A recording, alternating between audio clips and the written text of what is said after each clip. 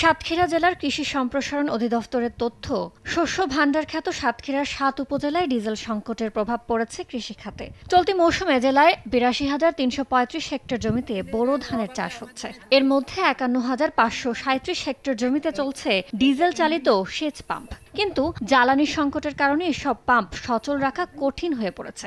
অতিরিক্ত দামে তেল কিনেও ধানের শীষ আসার গুরুত্বপূর্ণ সময়ে সেচ দেওয়া সম্ভব হচ্ছে না বলে জানান নিরুপায় কৃষক।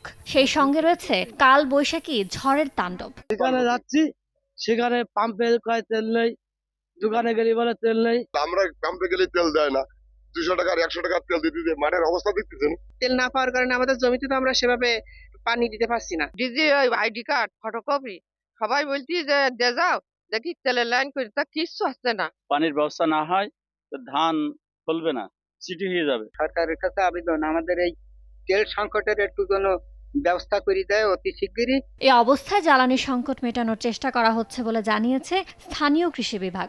ইতিমধ্যে আমাদের কৃষকরা যারা ডিজেল চালিত মেশিন আছে তাদের জন্য আমরা কৃষি বিভাগ যারা কৃষকের কৃষি কর্মকর্তা যারা আছেন তাদের প্রদানের মাধ্যমে আমরা কিন্তু এই তেলের ব্যবস্থা, ডিজেলের ব্যবস্থা করে দিচ্ছি। জেলা কৃষি সম্প্রসারণ বিভাগ বলছে, ডিজেলের কারণে কৃষকদের কষ্ট হলেও সম্প্রতি বৃষ্টির ফলে ফলনে ক্ষতির সম্ভাবনা নেই। সরকার প্রচেষ্টা চালাচ্ছে, তেল সরবরাহের জন্য যথেষ্ট তাদের আন্তরিকতা রয়েছে এবং আমাদের প্রশাসনও এ ব্যাপারে কাজ করছে। আমরাও সবসময় তৎপর আছি।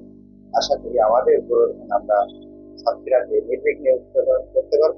জেলা কৃষি সম্প্রসারণ অধিদপ্তরের তথ্য, সাতক্ষীরায় বোরো ধান চাষের লক্ষ্যমাত্রা এবার বেড়ে দাঁড়িয়েছে ৮২,৭৩৫ হেক্টরে। আর উৎপাদন লক্ষ্যমাত্রা ধরা হয়েছে ৩,৪০,০০০ মেট্রিক টন। সময় সংবাদ, সাতক্ষীরা।